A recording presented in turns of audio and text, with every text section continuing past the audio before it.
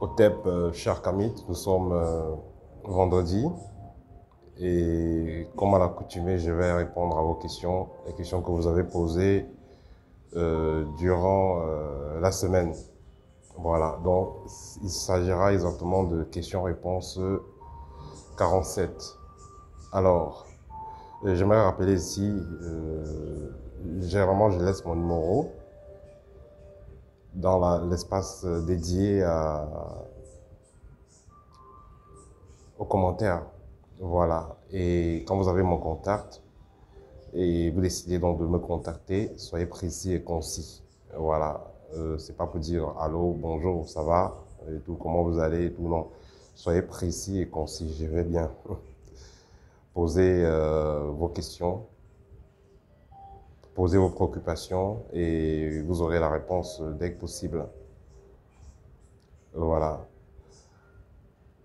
Question-réponse, ça sera donc la 47e séance question-réponse. Et je l'ai fait spécialement pour ceux qui n'ont pas la possibilité de suivre la formation dans l'école. Donc, vous pouvez poser toutes vos questions qui concernent la spiritualité en barre de description de mes vidéos les plus récentes, ou alors vos questions qui concernent mes vidéos. Et je me ferai donc le plaisir de répondre à vos préoccupations. Alors, je vais donc commencer sans tarder. Première question. Si tu fais alliance avec un esprit et on te demande un mouton alors que tu n'as pas encore les résultats, dois-tu continuer à faire des sacrifices? Ce qu'il faut comprendre avec les sacrifices des animaux, et j'ai déjà fait une vidéo dessus pour dire qu'on ne fait pas ces rituels n'importe comment. Voilà, c'est très délicat faire des sacrifices des animaux. Et en ce qui concerne les sacrifices des animaux, c'est lié généralement aux alliances. Voilà, vous avez une alliance ou alors vous avez contacté un esprit qui va vous demander de faire un certain type de sacrifice après une période. Si vous avez décidé donc de faire le contact de vous-même, ça sera différent parce que ce que l'esprit va vous demander de donner, si l'esprit vous a demandé lui-même de donner quelque chose, vous donnez ce que l'esprit vous a demandé, vous aurez les résultats à temps. Mais si vous passez donc par un marabout ou un maître spirituel qui va faire dans l'intermédiaire, il n'y a aucune garantie que c'est ce que l'esprit a demandé. Et il y a de fortes chances que ce soit de la manipulation. Parce que si un esprit vous demande quelque chose, vous donnez ce que l'esprit demande, l'esprit vous donne ce que vous avez demandé. L'esprit est toujours présent dans ses rendez-vous. L'esprit n'est jamais en retard. L'esprit, c'est ce que l'esprit demande, l'esprit donne. Ce que vous demandez à l'esprit, l'esprit vous donne. Voilà, ce que vous demandez à l'esprit, l'esprit vous donne. C'est les humains parfois qui ne sont pas ponctuels, mais l'esprit est toujours ponctuel. Vous avez demandé un résultat, vous avez demandé quelque chose à l'esprit, l'esprit vous a demandé certaines choses. Vous allez demander, vous allez donner dans l'esprit ce qu'il vous a demandé et l'esprit vous donnera ce que vous avez demandé. Donc l'échange est toujours ponctuel, les résultats sont toujours ponctuels avec des esprits quand vous causez réellement, quand vous traitez directement avec les esprits. Mais quand vous avez des intermédiaires, il se peut qu'il y ait donc de la manipulation. Vous allez vouloir telle chose, on vous demande de faire des sacrifices, de faire des sacrifices, de faire des sacrifices, alors que vous n'avez aucun résultat. Ça, c'est de la manipulation. Ça ne se passe pas comme ça. Deuxième question, est-ce que boire de l'urine guérit vraiment les maladies? Oui, on parle ici de l'urinothérapie. Boire de l'urine, ça guérit plusieurs maladies, ça c'est vrai, c'est démontré même par la science. Mais toujours est-il qu'on ne boit pas n'importe quelle urine. Il faut préparer l'urine avant de la consommer. Il n'est pas dit préparer dans la cuisine, c'est-à-dire qu'il faut se préparer soi-même, fabriquer cette urine-là de façon vibratoire, en contrôlant l'alimentation que vous avez, voilà, avant de produire cette urine-là. Vous n'allez pas finir de manger le porc braisé, boire des bières et conserver l'urine que vous avez donc fabriquée à cette période-là. Non. C'est une période de purification que vous devez suivre et après cette période de purification, vous pouvez donc fabriquer cette urine-là qui sera thérapeutique. L'urine thérapeutique se fabrique avec sa consommation.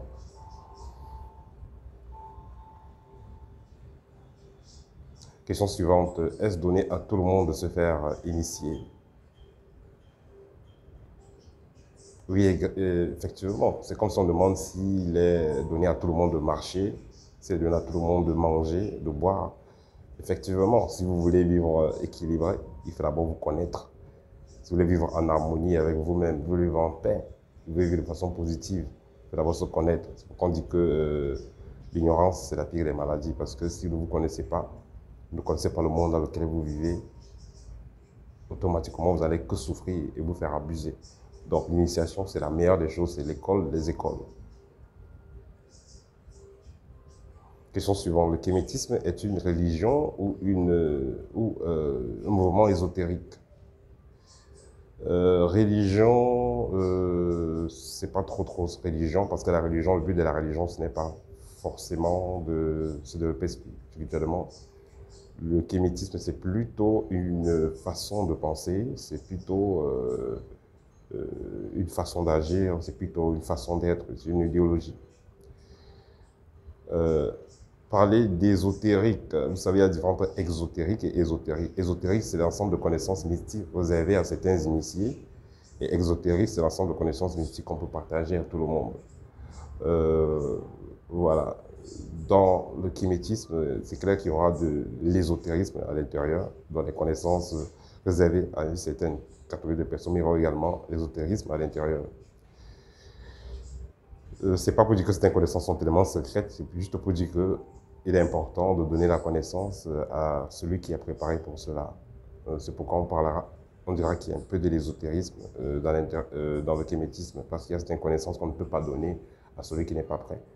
Comme par exemple pour adhérer à une école kamite sérieuse, on va vous demander d'être libre spirituellement. Donc c'est réservé à ceux qui sont libres, pas à ceux qui sont dans les sectes, ceux qui sont bloqués, attachés quelque part dans un égrégore. Question suivante, y a-t-il une différence entre spiritualité, ésotérisme et religion? Voilà, ça revient encore. Spiritualité, ici ça renvoie à tout ce qui fait grandir l'âme.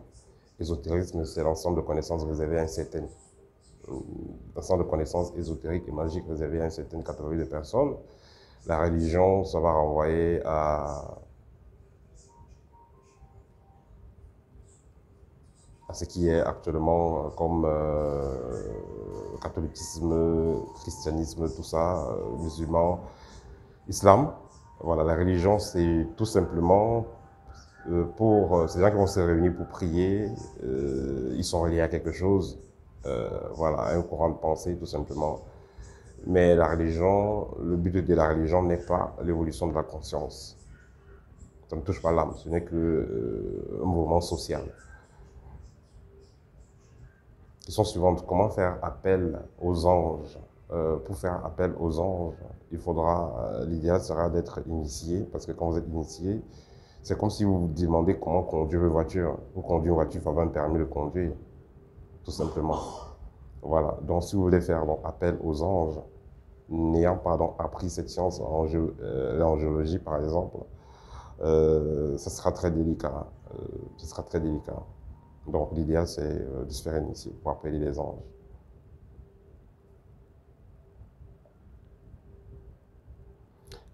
Question suivante, quand vous faites un pacte avec un esprit dans le présent, est-ce que dans le futur, cet esprit va vous demander des choses différentes avec le temps? Ce qu'il faut savoir, comme j'ai dit un peu plus haut, quand vous faites le pacte avec un esprit, généralement, vous allez rencontrer cet esprit de façon astrale. Pas les mensonges que vous allez faire chez les petits marabouts, chez les maîtres spirituels bizarres. Quand vous faites un pacte avec un esprit, vous rencontrez l'esprit dans l'astral et vous négociez face à face, donc dans le plan astral, avec l'esprit.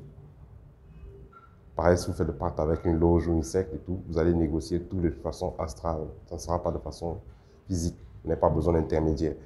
La manipulation vient donc quand il y a l'intermédiaire. Le maître va venir vous dire que lui, il a causé avec la sirène, lui, il a causé avec l'esprit, l'esprit a dit ceci, l'esprit a dit cela. Là, c'est compliqué.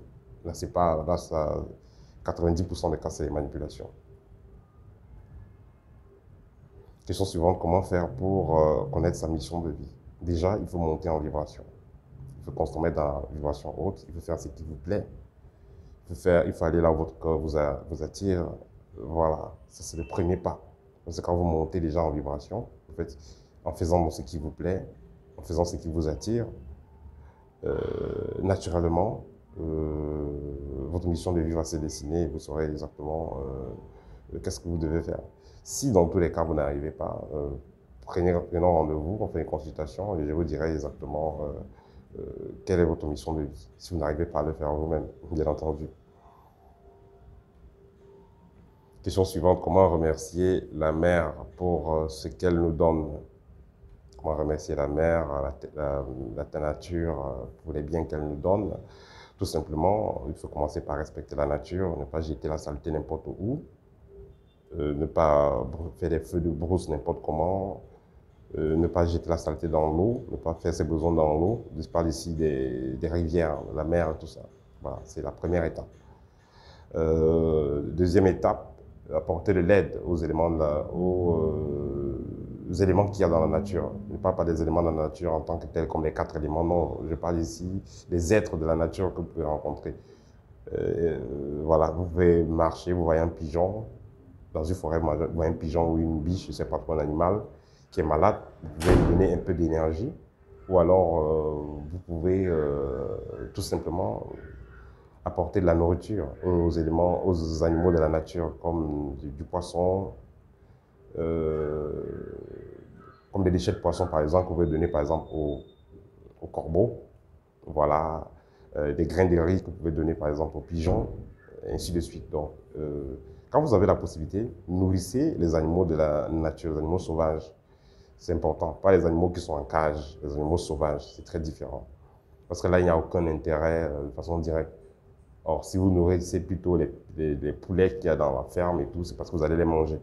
Mais ici, vous nourrissez les animaux de la nature, les animaux libres. Là, c'est différent. Là, c'est une façon d'apporter un équilibre, une façon de remercier la mère nature.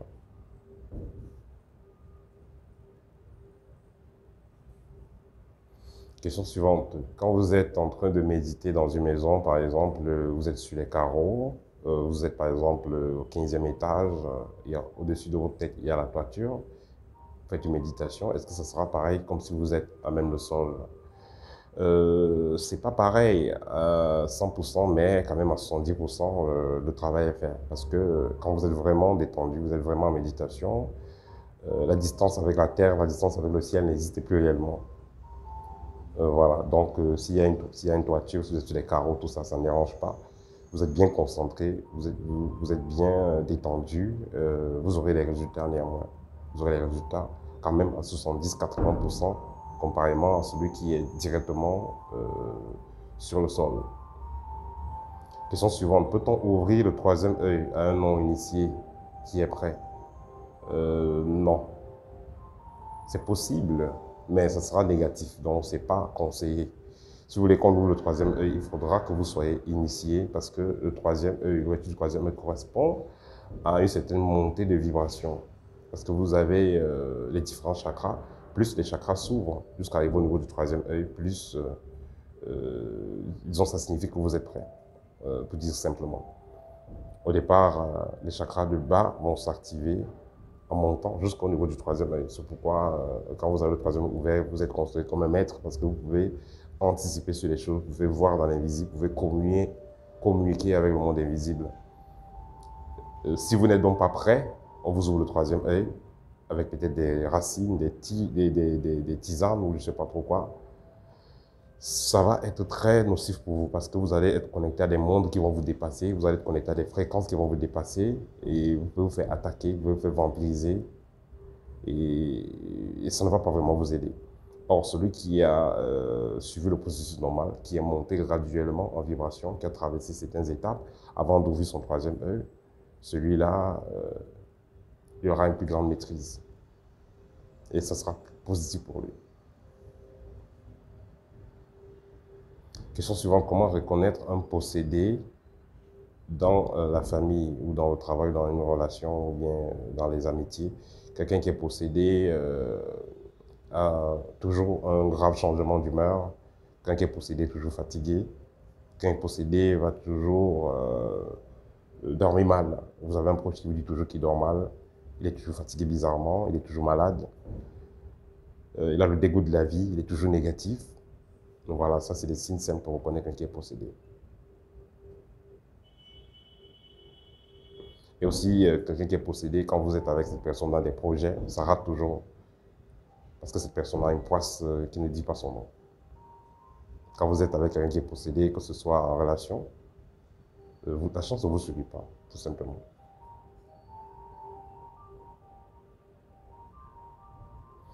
Question suivante, est-il possible de poser la fleur sur la tombe d'un défunt, sachant qu'il se réincarne, que les défunts se réincarnent? Oui, ça ne dérange pas. Même si la personne est déjà réincarnée, il y a toujours une partie d'elle, il y a toujours son fluide qui est sur sa tombe. Donc, ça ne dérange pas. Vous voulez déposer un bouquet de fleurs, vous voulez nettoyer les bordures de la tombe d'un grand-parent, faites-le, il n'y a pas de problème.